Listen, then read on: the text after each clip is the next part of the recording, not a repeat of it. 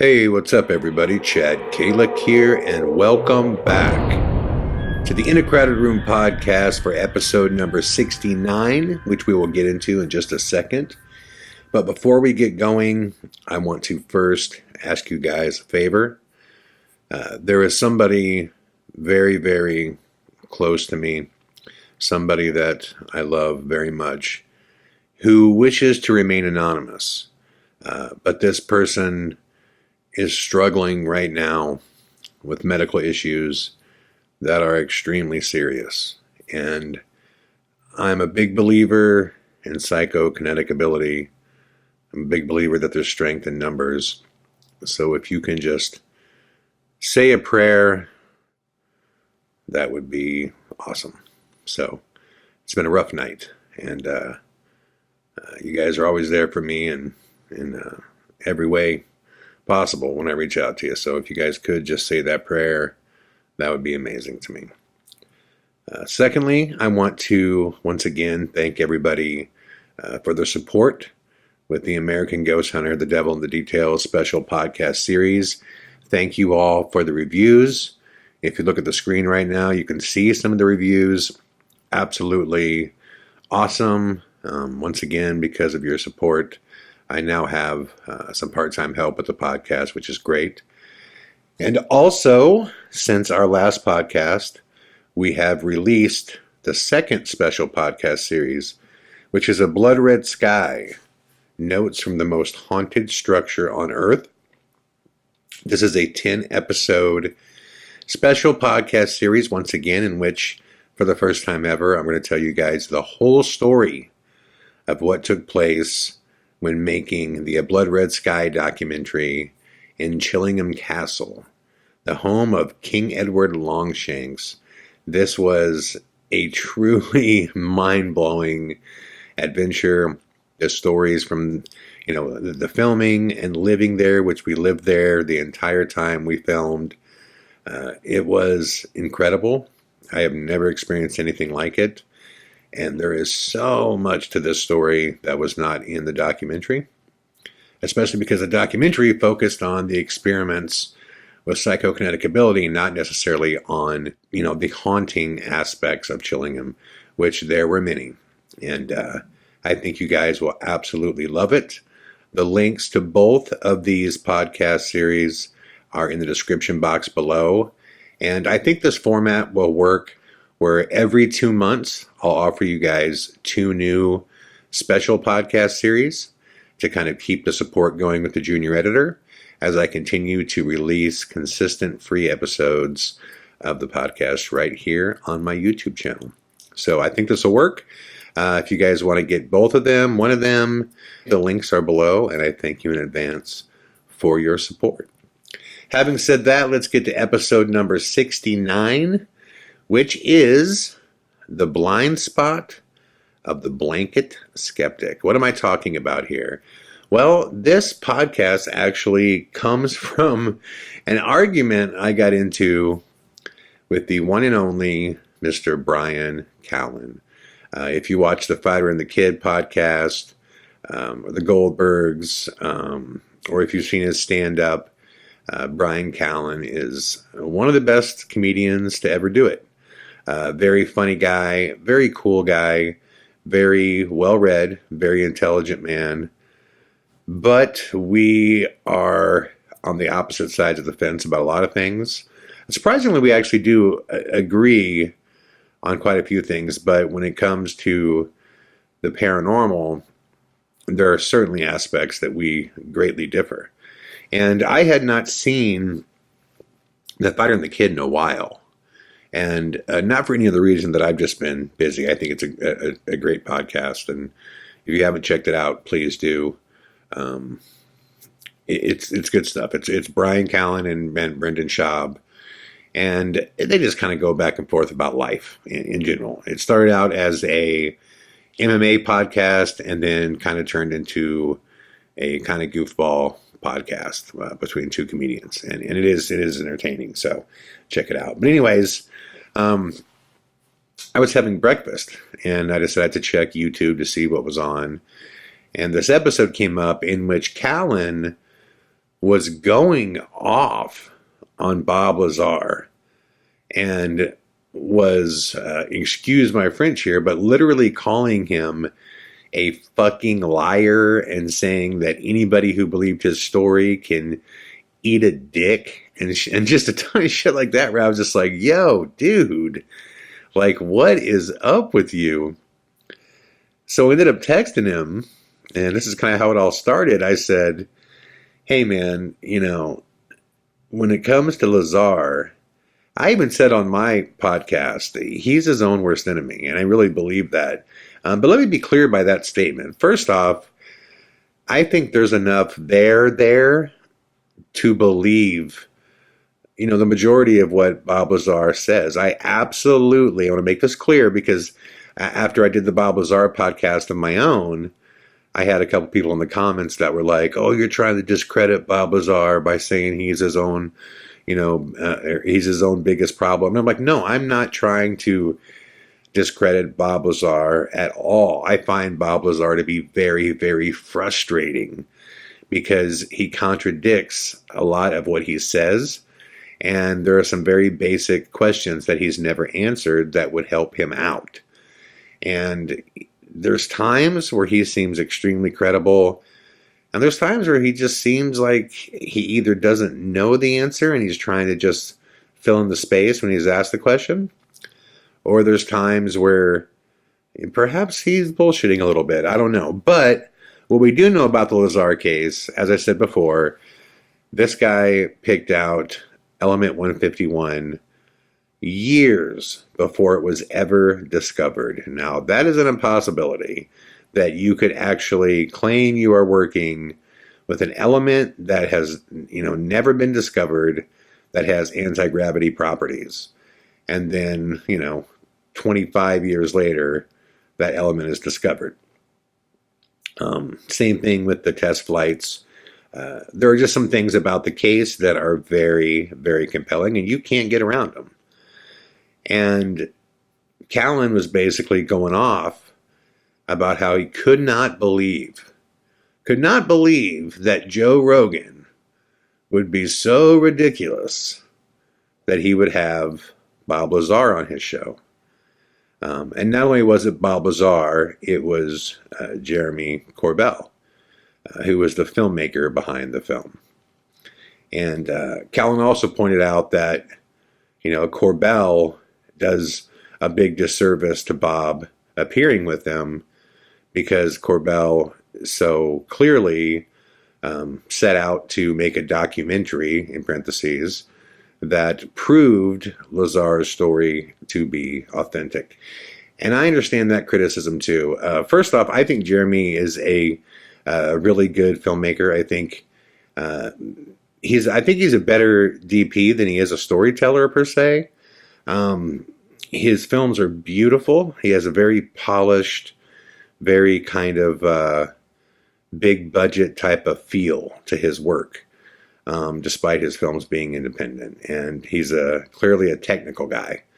But in those interviews, it does come off like Corbell is trying to oversell Bob. He always sets it up like he's, he kind of goes through the same routine whenever Jeremy's asked a question. Before he answers it, he'll kind of set it up as to why he initially didn't believe, but these things happen, and, even though I tried to discount him, I just couldn't do it. Therefore, I became a believer. And he does it in a way it's just, and that might be true, but it comes off very rehearsed. And you could tell that Rogan kind of had that frustration with him. And I think for that film, in that case, I think the best way for Bob to appear would be to appear alone and just let him, field the questions and give the answers. But I think Jeremy does it because, like I said before, Bob's somewhat uncomfortable. And I was kind of, talking to Bryan Callen about all this, and these, are my thoughts, and that ultimately, and again, I want to make this clear, I believe in Bob Lazar. I mean, I not all the story, but the parts that matter, I believe. And So basically, Callen's telling me to eat a dick, which I have a severe problem with. When another man tells me to eat a dick, you're going to see these hands, son. Like, those are not words that you speak to my face, Now, he did not speak to my face. He was clearly joking on a podcast, and I'm just playing. But yeah, I didn't like it, that's for sure. And I think to just blanket call Lazar a fucking liar, quote, fucking liar, is, really harsh and uncalled for, and I felt unjustified. And basically I told Callen this. I just said, listen, man, I'm like, there are parts of his story that you can't get around, and Callen's just not having it. I mean, he was just, show me proof, period, or he's a liar. And I remember going, man, the world cannot be that black and white to Bryan, because Bryan he's very intelligent, and I genuinely like him. But I'm going, man, why is he so black and white on this? Talking about how, he believes that the universe is so, big, and then, it goes on, it's ever expanding, it goes on for infinity, that it makes total sense that there would be life out there. But, it makes no sense that we would have been contacted, which, I have two stances on that. One, infinity is a number we can't even process. That's forever, right? And the size of the universe, the chances of everything happening are almost guaranteed. I mean, it's for infinity. I mean, that means that every possible action, interaction, reaction, it's infinity. So, of course, the chances of, life finding us are almost guaranteed, because you also have to remember that we're intellectual idiots. Like, we think we're so smart. We still can't figure out how the Egyptians built the pyramids. There's so many things that we can't figure out today. And, let's not forget, we're still sending rockets to space with the fucking pop bottle rocket principle. Just basically take a ton of fuel and just blast the hell out of, a circular tube into space. I mean, there's just nothing, about this process that, has shown any great advancement since the 60s. But the thing that I didn't think he really he considered, and what I've always said is I've always been blown away by the fact that people are so preoccupied with the thought that they would have had to find us, when the probabilities are they put us here, have to find us. They're the ones who seeded this planet with us. I mean, I'm a big believer in ancient astronaut theory, and when you really start getting into the past, and you start looking at the artifacts, especially Egyptian theory, there's just so many things that make sense that we were seeded, that we were somehow created. If I could guess, I would probably say that human beings are a hybrid race of an alien species bred with apes. That's what I would probably, just guessing, right? Just spitballing here. So the idea that they would have to find us doesn't really hold water with me. It's like, well, they don't got to find us if they know where we are to begin with, if they're the ones who put us here. And I started saying this to him, in which, that's the one area that we kind of, found a little bit of ground that we could agree upon, is that more than likely we were probably seeded by a alien race. And I shouldn't say more than likely. Again, we're spitballing here, but there's a definite possibility that that's the case.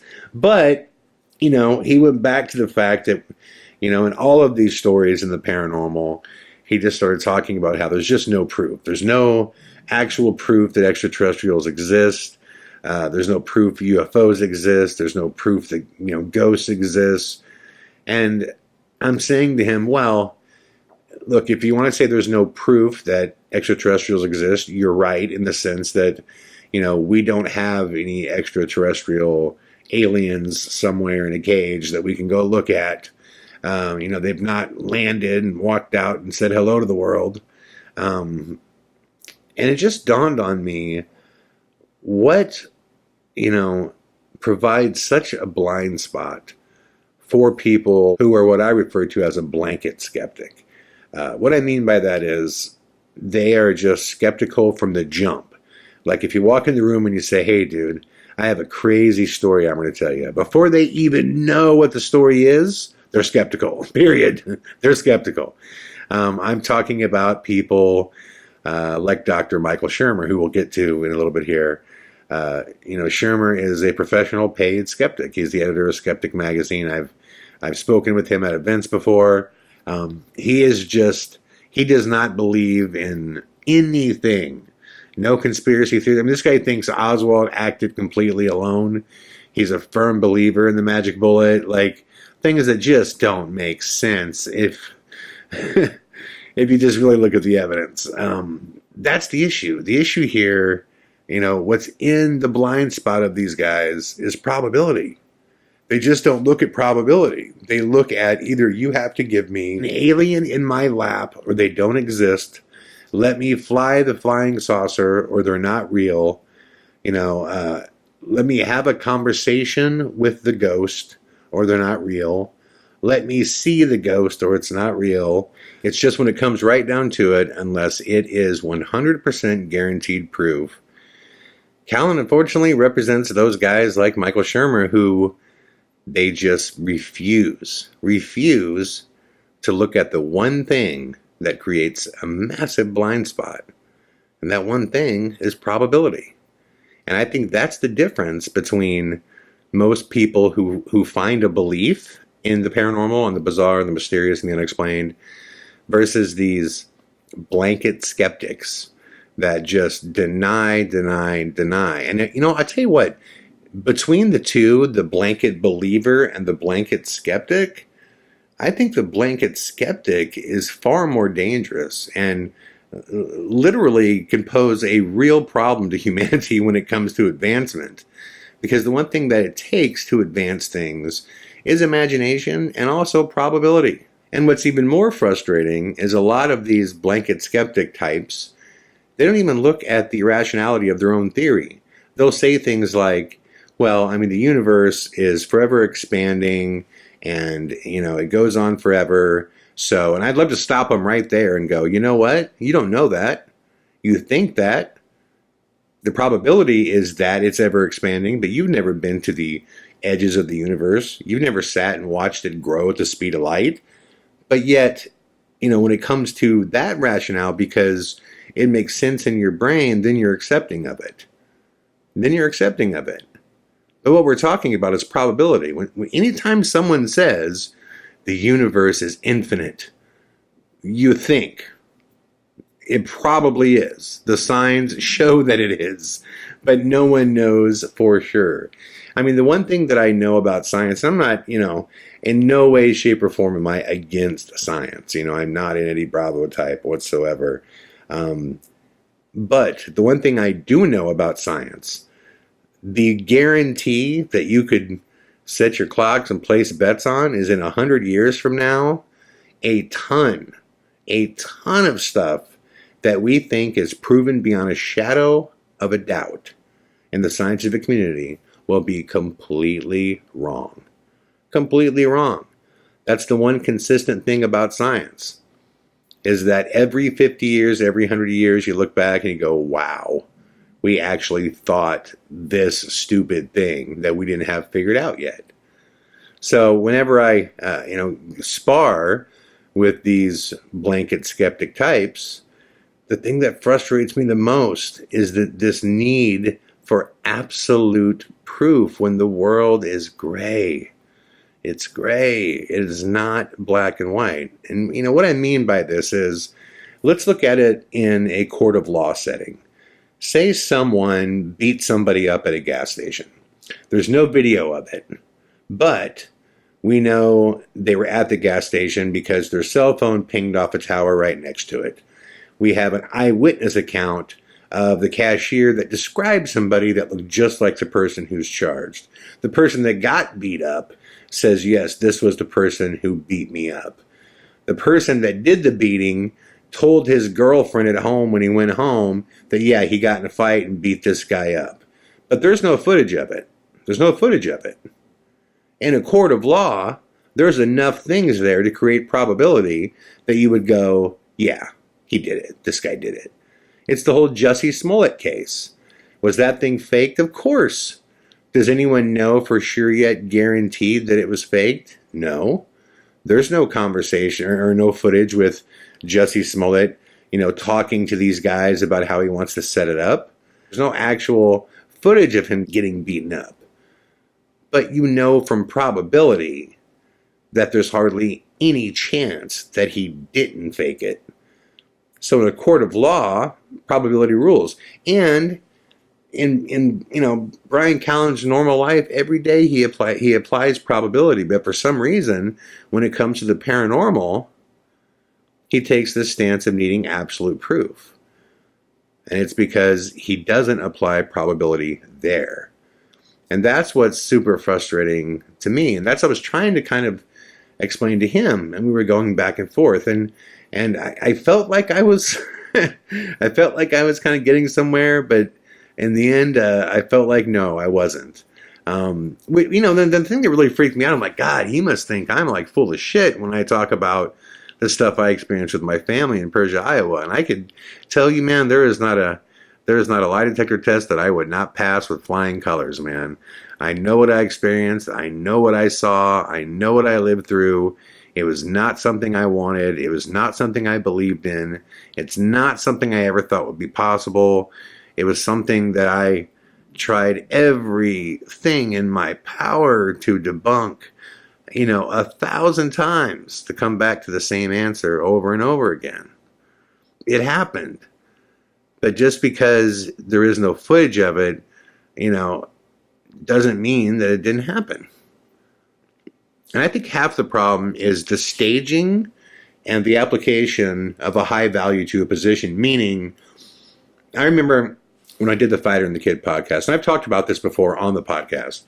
When I walked in, when I first met Callen, he was like, I'm the skeptic in the room. Right away, he's putting a value on that. I'm the skeptic in the room. And whenever somebody does that, I just shake my head. I'm like, oh, fuck, here we go. It's not that they're going to challenge me. I love debate. You know what? I love skepticism. I am so skeptical. You guys, listen, I'm a skeptical believer. But trust me, I would drive you crazy on a paranormal investigation. Because I love shooting things down. I love shooting things down. Because without that, serious commitment, to skepticism, you can't get to real evidence and proof. But even though I love shooting things down, probability is the most important thing that you can rely upon, not only in ghost hunting, but in life when trying to figure anything out. What's crazy about, what's perceived as truth and what's not perceived as truth when it comes to the paranormal, it's not facts. It's a stigma. Because take that situation I just described to you. In a court of law, if this guy beat this other guy up, and like I said, there's no footage of it, but the cashier saw it, the person that was beaten up picked him out of a lineup, there was a witness, this guy sent a text and it came from the cell tower next to the gas station. This guy told his girlfriend that he got in a fight. Even though there's no footage, in a court of law, that person would be found guilty as fuck. Okay, they would be found guilty, and that would be that, right? Because the probability is there. It's so overwhelming that it probably happened to the point where a jury of, this gentleman's peers would go, yes, this happened. All right, we don't have footage of it. We weren't there, but this happened. Now, take a situation like the Thomas house that I was just at. I was in a room with 20 people with objects flying, shoes flying, My name being said loud as can be from an unknown male voice when it could have only been from Bob Ruiz, who's one of my best friends, and I know his voice a million miles away. This was heard by countless people in the room. There was so much stuff that was seen by countless people, that was witnessed and heard by countless people, right? So if you were in a courtroom and someone said, well, do you have footage of anything being thrown? No. But we have 20 witnesses. Well, do you have an audio, any audio of your name being said, Chad? No. But again, we have 20 witnesses to this event. By the way, this happened on multiple nights in this building, this haunted church. What I mean is 3 nights in a row, people went in there and bizarre activity occurred. Like in a court of law, just because it was paranormal, no one would believe it because of stigma. Say what happened at that gas station was not a fight. Say a ghost appeared by the gas pump. Say the cashier saw it. Say the person that was filling his gas tank saw it, right? Say there were other witnesses that saw it. Everyone is certain of what they saw, but there's no footage. If I went to Bryan Callen and said, look at this situation, he would say, give me proof or I don't believe it. Either I see it and it's guaranteed or I don't believe it. But if I substitute ghost for a person being beaten up and I say, cashier saw it, witnesses to it, also he would believe that. Because it's the stigma. It's the stigma of the paranormal. It's the unknown. Because these things are not understood, certainly they can't be. Right? But the probability would say, no, this many people saw this. They were certain of what they saw. The probability, dictates that this probably happened. But the blanket skeptic says, nope, I got to see footage of it, and I got to know that footage wasn't tampered with, or else it didn't happen. It's the same thing with these UFO cases with these pilots. More than anything else, these pilots are trained observers. That's what they do. They have to go up, look around, use their tracking devices, but also their visuals to identify what is flying in the air. If a pilot came back down and said, hey, I just saw, a jet from Iran that was up there, everyone would go, yep, that's what he saw. But if he comes back down and says, I saw this tic-tac looking thing flying around doing crazy maneuvers, they would go, oh man, he must be suffering like hypoxia or something, or he must be, tired. Only because these things aren't understood. And I don't understand it. I think part of the problem, like I said, just comes in with building up that value before you ever hear the situation of saying, I'm the skeptic in the room. And that is, again, back to Michael Shermer. Now, that's my problem with Michael Shermer, is that no matter what the situation is, he has zero interest in finding the truth. He has zero interest. He has interest in being the skeptic. He has interest in saying, listen, the Kennedy assassination, everybody's crazy for thinking, it was any kind of conspiracy whatsoever. We have no footage of, Johnson talking to the mob or the Cubans. There's, no smoking gun, none of that's it. But it's like, well, listen, yeah, there is, footage does not exist of Johnson sitting around and working with the deep state to figure out how they could kill Kennedy, and involving the mob and the Cubans. None of that exists, or else, there would be no conspiracy theory, right? We would know that this happened. But you have to look at the probability. You have to look at the probability. Too many shots were fired, and they came from different directions, period. There was more shooters. It's just like the first time I watched, the Kennedy footage of him being assassinated. It was so obvious that the shot that hit him in the head came from the front. That's why I could never believe how people were going, well, I don't know, bullets move weird. It's like, no, come on, guy. He got shot in the front. It's obvious. His head blows off and flaps backwards. he got shot in the front. But the thing that worries me the most about blanket skepticism, man, like think about how stunted the world's growth would be, both as a society, technologically, socially, if everybody just worked on give me proof with a disregard for probability. Where would we be? And I mean in all aspects of life. Most of our daily decisions are driven upon probability, right? We use it in our daily lives. When you make decisions about your job, your work, relationships, should I go out on another date with this girl? Well, the first date was good, so the probability is the second one may be better. Should I stay at the job that I'm in now, or should I, apply for another one?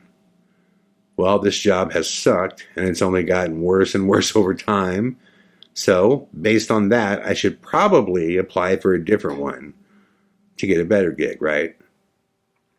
But yet, and time again, there's this massive blind spot from these blanket skeptics who just want proof. I am so tired of hearing that. Show me proof or shut up. Where are all the aliens? Where are the aliens?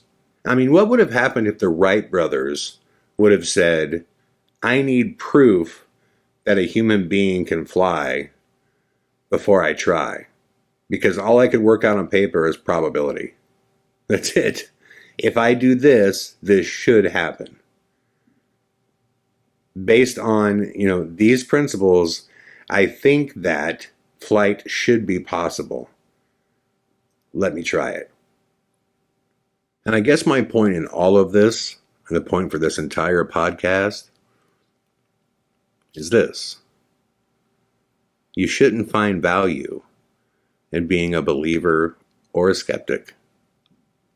You should find value in the truth. To walk into a room and proclaim, I'm the skeptic, another way to say that is, I care about a label more than the facts, more than probability. And the same thing, you shouldn't say, oh, I'm a believer in all that stuff. Well, I'm a believer in the paranormal, but I'm telling you 99% of all ghost evidence, if not 99.95%, can be debunked. There is a very narrow band that's real, but it is real. And because of that, I've experienced things that lead me to believe that probably, there are multiple dimensions in which the energy of human beings can transfer. And I believe that is ultimately what a ghost is. When it comes to aliens, I think the mathematics of it all dictate that there is life throughout the universe, and that it either has found us or it seeded us. And there's no proof of this, but there is probability. But if you have a blind spot that is created by the blatant disregard for the value of probability, then the truth is something that will forever escape you. So I just wanted to put it out there. I hope that as you all study conspiracies, cryptozoology, the paranormal, ufology, that when you do, that you also properly value probability. Because the nature of the unknown is to remain unknown.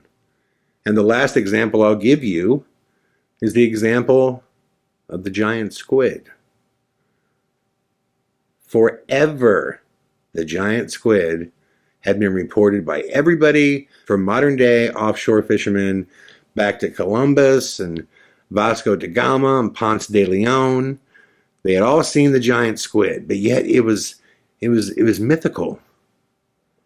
Forever, it was mythical. It was the Bigfoot of the sea. The giant squid does not exist.